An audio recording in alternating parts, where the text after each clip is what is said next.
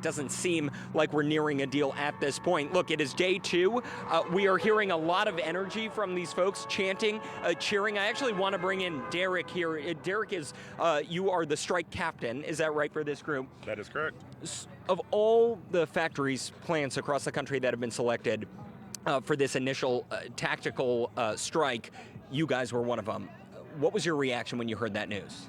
I felt that Mr. Fain did a good job hitting them with their moneymaker here.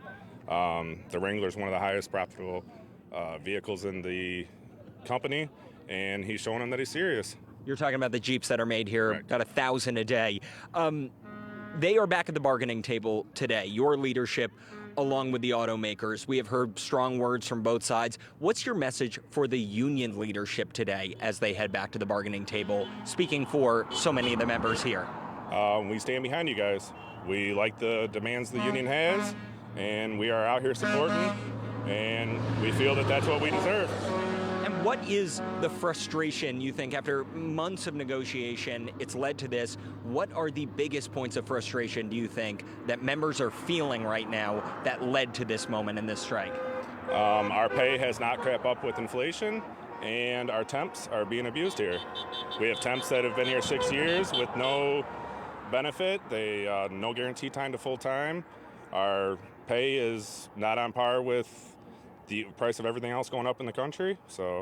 And we heard the CEO of Ford say if they gave in to all of the union's demands, it would bankrupt the company. What do you make of that? I don't believe that. Yeah. So I feel they've showed record profits, and we deserve a record contract. That's our stance. Well, thank you so much. Really appreciate it, and good you. luck. So as you can hear, guys, day two, it'll be interesting to see if any progress is made up in Michigan at that bargaining table between the union and the automakers. But for now, look, so many of these workers have told me that they prepared for this. They were told months, even years ago, that a strike could be coming at some point. They should be saving their money. Not easy to do if you are living paycheck to paycheck, as some people have told me they are, but still, they knew a strike could be coming, and so many have said they are ready to do this for as long as it takes. Victor, Amara? Well, let's hope it doesn't take too long. Gabe Cohen, appreciate your reporting. Thank you. Let's go now to CNN White House reporter Kevin Liptak. Kevin, we heard from President Biden yesterday, just hours after the thousands of workers walked out. It sounded like President Biden, he stopped just short of endorsing the strike, but he did seem to show his support for those workers.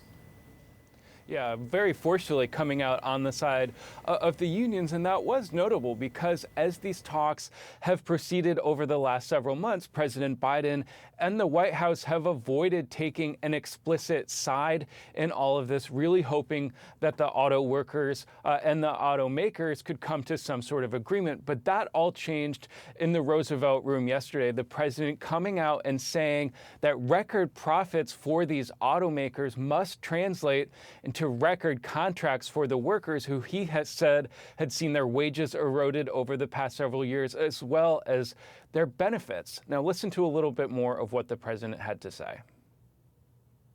No one wants a strike. Say it again. No one wants a strike. But I respect workers' right to use their options under the collective bargaining system. They've been around the clock, and the companies have made some significant offers. But I believe they should go further to ensure record corporate profits mean record contracts for the UAW. Now, this strike is really coming at the intersection of so many important priorities for President Biden, really striking at the heart of his political identity. Of course, he's referred to himself as the most pro-union president in history, and a key part of his economic agenda is boosting wages for the middle class. But at the same time, he has the imperative of maintaining a strong economy, and certainly this strike, if it goes on for a while, could have serious effects nationwide. You also see the president's push to transition to electric vehicles really coming into play here. One of the key sticking points for the auto workers is ensuring that that transition to electric vehicles comes with good wages, the same number of jobs for auto workers. And of course, you have to play into this the electoral politics of Michigan. Of course, it's a key battleground state. The president is still pursuing an endorsement from the UAW. Now, he did say yesterday that he was dispatching two key aides, Gene Sperling and the acting Labor Secretary Julie Su, to Detroit to try and get these support these two sides. But it does remain to be seen how much effect they'll have as these talks continue, guys. Kevin Liptak for us in Washington. Thank you. Joining me now is Michigan Democratic Representative Debbie Dingell. Of course, representing Michigan, you are the exact right person to talk to this morning. Thanks for being with us. Let me start here. I understand that you spoke with Shawn Fain, president of the UAW. What can you tell us about what we should expect as we go into this first negotiation since the start of the strike, and if there's any momentum toward one another? So good morning, guys. I have been talking to Shawn Fain from the day that he was sworn in as president. Fact of the matter is I gave one of the keynotes at the bargaining convention, which opened the day after he became president. I have been talking to these auto workers for months, and I know what's on their mind.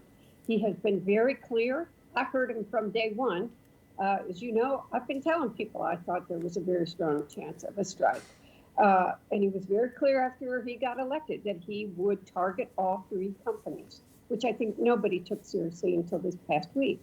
And he's very clear on what needs to be done or what the workers want. They gave up COLA in 2008 and 2009. In real wages of what they were making in 2008 and 2009, they're 10% behind what that meant then. They need an increase in their pay. People are working on the assembly line doing the same job, and they're being paid at very different tiers. They want job security. And we're at a crossroads. You talked about it earlier, a minute ago, when you talk about this transition from internal combustion engine to electric vehicles. There are a lot of issues here. So COLA being a cost of living adjustment, just for folks who aren't keeping up with the acronyms, we want to make sure that they're on board as well. All right. So that's all right. I got you. I'll catch it if you drop one. Listen, you said that you've known for months there was a good chance of a strike, but it was around Labor Day when President Biden said he didn't think there would be one.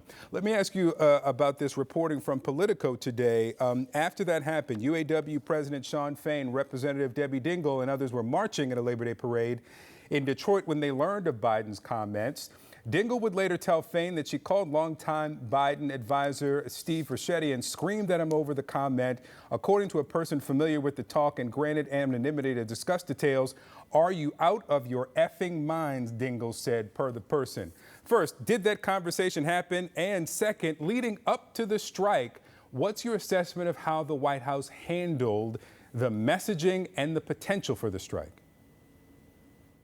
Okay, so I don't know what friend decided to share that, but I'm not going to deny that I'm Debbie, and sometimes when I get intense, my language gets intense. All right. And I've had regular ongoing conversations with the White House.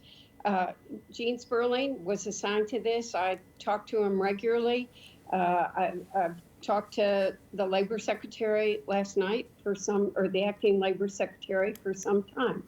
So I am somebody who believes very strongly that the president should not intervene in this negotiation or in this strike. I think that they need to determine and work with what kind of policies will help in this transition, where they might be helpful. And I think those conversations will continue. And I think that this has to get solved at the bargaining table. So President Biden came out yesterday. He said that record corporate profits should mean record contracts. He's obviously on the side of the union and the union workers.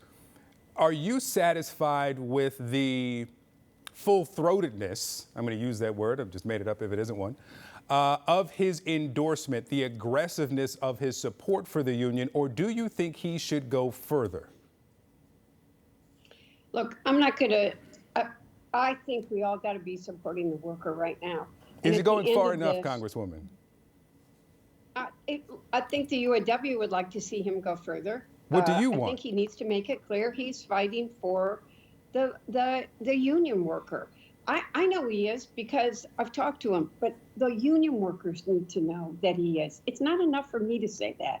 I'm in union halls almost every weekend. Anybody who knows me knows that because I want to stay in touch with what they're really thinking. And I tell them, I know he cares. I've had these one-on-ones with Joe Biden. I've known him for 40 years. But the workers need to know, and I think he's trying to do that now. He's trying to do it now. I'm going to come back, take another spin at it. Does he need He to do came more? to Detroit last year for the car show. Sure, I got that. But does he need to do more to let those union workers know that he has their backs more than what he said yesterday? I think he tried to do that yesterday. I think the media is trying to. You know what I really don't want is people putting more kerosene on an already very flammable situation. I think everybody needs to talk to each other, listen to each other, figure out how they contribute and help get this strike solved, taking care of the worker and keeping a competitive auto industry in this country, not building those EVs in China, and having good paying union jobs. That's my goal. And I'm going to be very careful not to add kerosene to any fire that's out there, but get people to talk to each other, know everybody's got each other's back, and come out of this hole for everybody involved. But the worker needs a win.